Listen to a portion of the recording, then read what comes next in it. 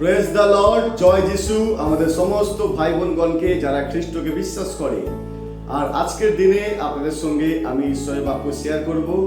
আর social মিডিয়ায় এসে আমরা ঈশ্বরের বাক্যকে ছাড়ছি, ইউটিউবে বা ফেসবুকে যখন আপনি দেখবেন, আপনি এই বাক্যকে শুনে বাড়িতে আবার পড়বেন আর দেখবেন ঈশ্বর আপনার জীবনে কি কথা বলতে চায়। আর আজকের দিনে বাক্যের বিষয় হচ্ছে বিশ্বাসে অটল থাকুন। কেননা অনেক সময় আমরা অনেক বিষয় নিয়ে প্রার্থনা করি, কিন্তু বিশ্বাসের বৃদ্ধির জন্য প্রার্থনা করি না। কিন্তু আজকে দেখব ঈশ্বরের বাক্য আপনাকে আর আমাকে কি বলাতে চাইছেন।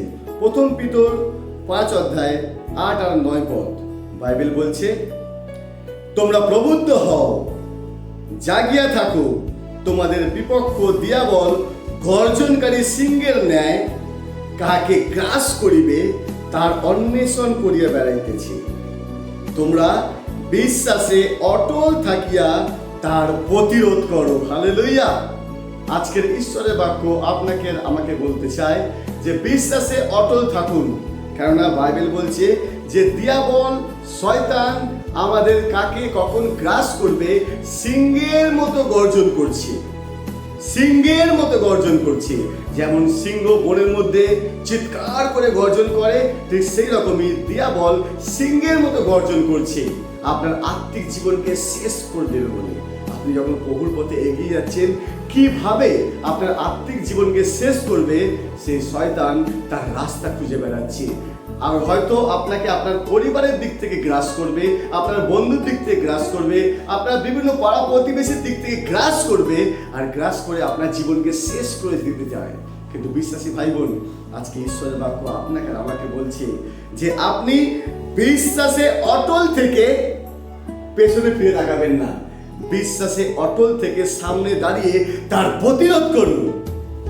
আর যখন তার প্রতিরোধ করবেন বিশ্বাসে অটল থেকে, তখন সে দিয়াবল যে সিংহের মতো গর্জন করছে, সে আপনার সম্মুখ হইতে পলায়ন করবে। কেননা আপনার কাছে এসে কখনো নিন্দা চর্চা করছে, তার মানে মনে রাখবেন আপনার মনকে ধীরে ধীরে ভেঙে দিতে চাইছে। তো আজ আপনাকে বিশ্বাসে অটল থেকে তার প্রতিরোধ করুন, সে পলায়ন করবে।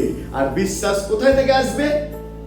খ্রিস্টের বাক্য থেকে। কারণ রোমিও 10:17 বলে, বিশ্বাস শ্রবণ হইতে আর শ্রবণ খ্রিস্টের বাক্য হইতে আসে। তো আজ আপনি বিশ্বাসে অটল হন আর সেই দিয়াবলের প্রতিরোধ করুন, তাহলে সে আপনাকে ছেড়ে পালাবে আর কখনো আসবে না।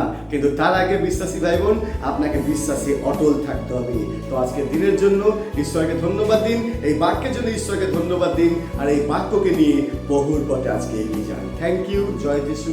প্রত্যেকে ভালো থাকবেন। Praise the Lord.